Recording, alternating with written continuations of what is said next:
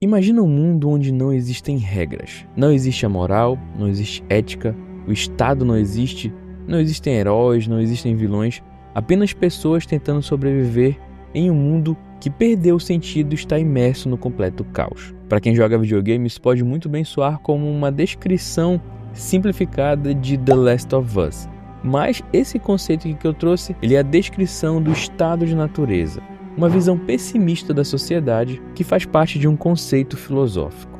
E só por essa aproximação de um conceito tão denso, já é possível notar que The Last of Us é muito mais que um jogo. Além de todo esse contexto causado por um levante zumbi, The Last of Us ele te mostra uma narrativa que te faz questionar sobre vários aspectos, não apenas da vida, mas também da sociedade, sobre moralidade, ética e outros pontos também. E mesmo anos após o lançamento do primeiro jogo, hoje já com uma sequência, com adaptação para a série, esses debates continuam acontecendo e são cada vez mais calorosos por conta de uma legião de fãs que só aumenta. Mas o que faz a narrativa de The Last of Us ser tão poderosa? Hoje eu queria comentar um pouco a respeito desses questionamentos, essas reflexões que o jogo pode trazer para a gente e aproximar esses questionamentos com o pensamento de filósofos como Nietzsche, Sartre, Camus e algumas outras coisas. Então se prepara que o vídeo de hoje é muito além sobre comentários de um jogo e também vai muito além do bem e do mal.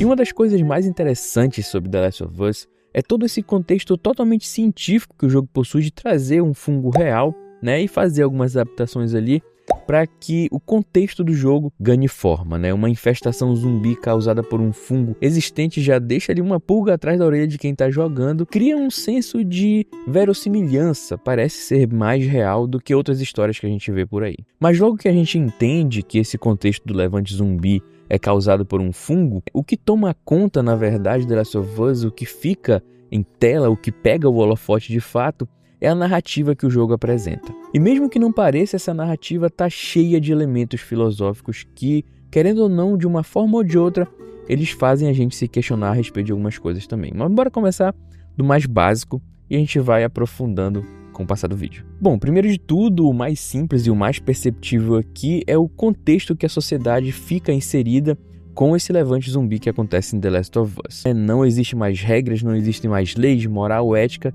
tudo some. E esse contexto se aproxima muito do estado de natureza, que é um conceito muito utilizado por filósofos há bastante tempo e foi principalmente utilizado por Thomas Hobbes para justificar o absolutismo monárquico. Para Thomas Hobbes, o estado de natureza é uma condição hipotética em que não há governo, não há leis, não há autoridade central. Nesse estado, os seres humanos são guiados por seus instintos naturais com a sobrevivência e o medo da morte. O Hobbes ele descreve essa condição como a guerra de todos contra todos, onde a vida é solitária, pobre, desagradável, brutal e curta. Nesse conceito, Thomas Hobbes fala até mesmo que a contagem do tempo ela se perde porque a sociedade não consegue mais se organizar. E por medo de que a sociedade chegue nesse estado, é preciso que exista um estado que, nesse contexto que o Hobbes fala, é simbolizado pelo o monarca. Por isso que ele justifica o absolutismo monárquico. Ele fala que se não existir um rei ou um imperador, a sociedade vai ficar entregue ao estado de natureza. E nesse estado, como não existe mais conceitos de leis, moral e ética, né? E se a gente entender que a moral é um conceito coletivo de certo e errado, e como ele falou, a vida é sozinha, a moral some. E se de maneira muito simplificada a gente também entender que a ética é um conjunto de princípios que orientam o que é certo e errado para um grupo de indivíduos ou indivíduos em certas posições, a ética também some aqui nesse contexto. E o que toma conta da vida das pessoas, o que vai reger a vida das pessoas, é unicamente o que elas podem fazer para sobreviver. Então a vingança privada, a lei de talião, olho por olho, dente por dente e tudo quanto for necessário ou possível vai justificar, ou seja, os fins vão sempre justificar os meios. E em sociedade a gente sabe que não dá para viver assim. Mas todo esse contexto que eu falei aqui, ele é apenas o subtexto do início de The Last of Us, para que a gente entenda as motivações dos personagens. Isso aqui é só a primeira camada que o jogo te entrega, ou a série no caso. E nem precisa ter nenhum tipo de formação para você entender isso aqui.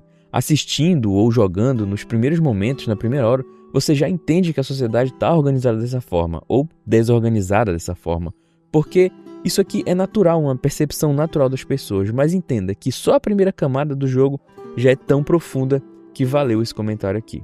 Bora continuar.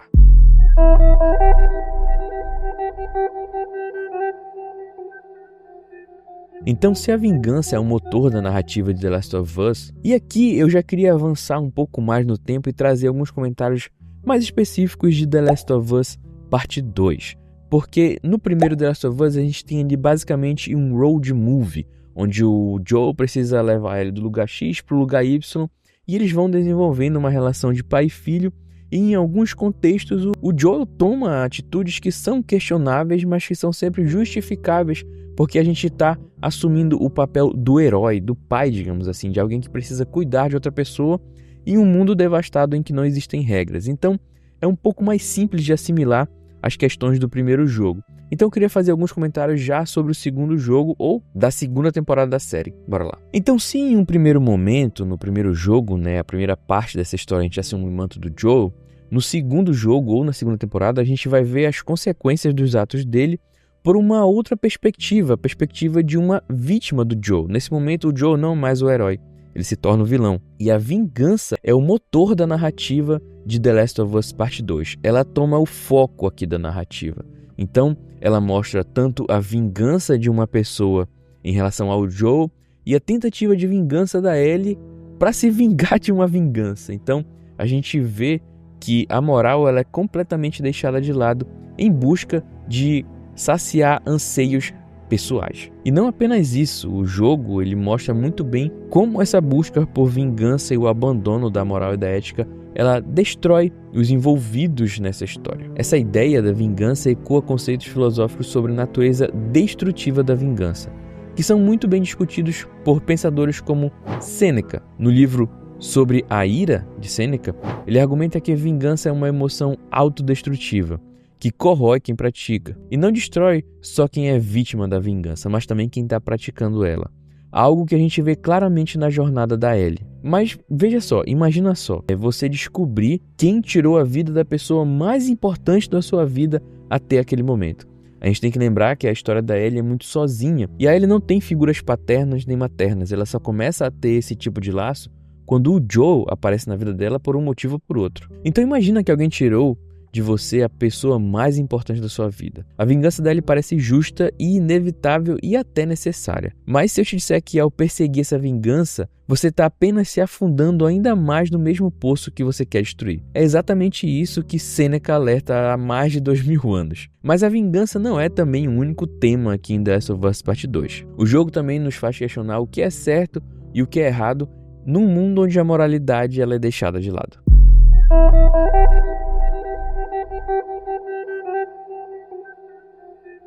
The Last of Us Part 2 também desafia noções simplistas de bem e de mal, mostrando que a moralidade depende do contexto e da perspectiva. Essa ideia está alinhada com o relativismo moral discutido por filósofos como Friedrich Nietzsche. No livro Além do Bem e do Mal, Nietzsche critica a ideia de uma moralidade universal, argumentando que o certo e o errado são construções humanas que variam conforme as circunstâncias. Então, aqui a gente pode muito bem observar, assim como mostrado em The Last of Us Part 2, que o vilão da história de alguém pode ser o herói da história de outra pessoa. Por exemplo, aqui no jogo, a Abby não é apenas a antagonista.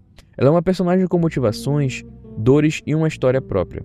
O Nietzsche poderia dizer que essa dualidade é justamente o que torna a moralidade tão complexa. Não existem absolutos, apenas perspectivas. Então, se a gente partir da perspectiva da Ellie, com certeza o Joel é o mocinho da história. E não adianta mostrar outra perspectiva, pelo menos inicialmente, que o Joel vai ser o mocinho e a Abby vai ser sempre a vilã. E da mesma forma, o que aconteceu com a Ellie de querer vingar o pai dela, o Joel, que foi morto, a Abby também está praticando apenas o mesmo caminho. Ela foi lá e vingou o pai dela que foi morto pelo Joel. Então a gente pode entender que a moralidade depende, nesse contexto, apenas da perspectiva de quem está traçando esse caminho. Na perspectiva da Ellie, a Abby é com certeza uma vilã. E na perspectiva da Abby, o Joel com certeza é o maior vilão de todos e a gente não tem como negar isso daqui. A moralidade nesse caso ela é completamente relativa. E sobre essa questão de perspectiva também, a gente também pode trazer um olhar um pouco mais intimista a respeito das visões de mundo de algumas personagens, e uma das que eu mais gosto é a Ellie, principalmente na parte final do jogo. E aqui a gente pode conectar também a história da Ellie com a questão do existencialismo. Bora ver. A gente pode perceber, jogando The Last of Us Part 2, que tanto a Ellie quanto a Abby, elas estão em busca de significado em um mundo pós-apocalíptico que parece absurdo e caótico.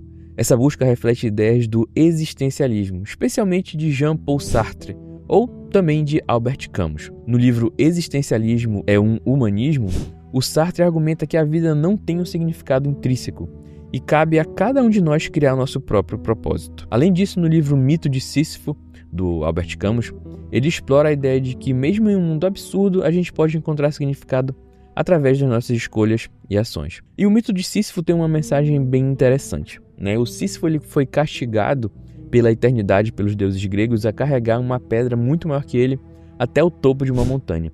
E quando ele chegava no topo dessa montanha, toda vez a pedra rolava de volta e ele tinha que buscar de novo e levar essa pedra para a montanha outra vez e repetir esse ciclo infinitamente. Então imagina carregar uma pedra morro acima sabendo que ela vai rolar de volta. Para Camus, essa é a metáfora perfeita para a condição humana. Um esforço aparentemente sem sentido. Mas e se eu te disser que é justamente nesse esforço que a gente encontra o nosso propósito? A Ellie e a Abby estão carregando cada uma a sua pedra.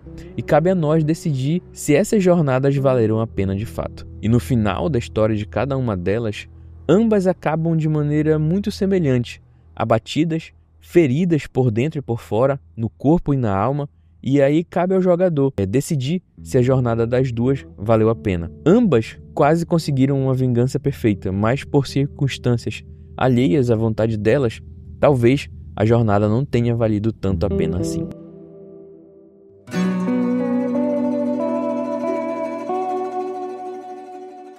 Por isso tudo, a gente pode concluir que The Last of Us Part 2 não é apenas um jogo. É uma reflexão profunda sobre a condição humana, a moralidade e a busca por significado em uma vida aparentemente sem sentido. As filosofias de Sêneca, Nietzsche, Sartre e Camus nos ajudam a entender por que a narrativa de The Last of Us é tão impactante e tão relevante. Esse jogo é tão bom e tão complexo, tão denso, que ele nos convida a questionar nossas próprias escolhas, a empatizar com o outro e a refletir sobre o que realmente importa em um mundo cheio de incertezas. E mais uma vez a gente pode tirar lições valiosas de um simples jogo de videogame em que você é transportado para uma realidade totalmente diferente, mas ainda assim muito próximo da sua. Eu joguei The Last of Us mais de uma vez em diferentes momentos da vida e a todo momento eu me pegava fazendo questionamentos diferentes a respeito de diferentes etapas e partes do jogo. Me peguei imaginando o que eu faria no lugar da Ellie, o que eu faria no lugar da Abby, o que principalmente eu faria no lugar do Joel, e é simplesmente muito difícil de chegar em qualquer resposta.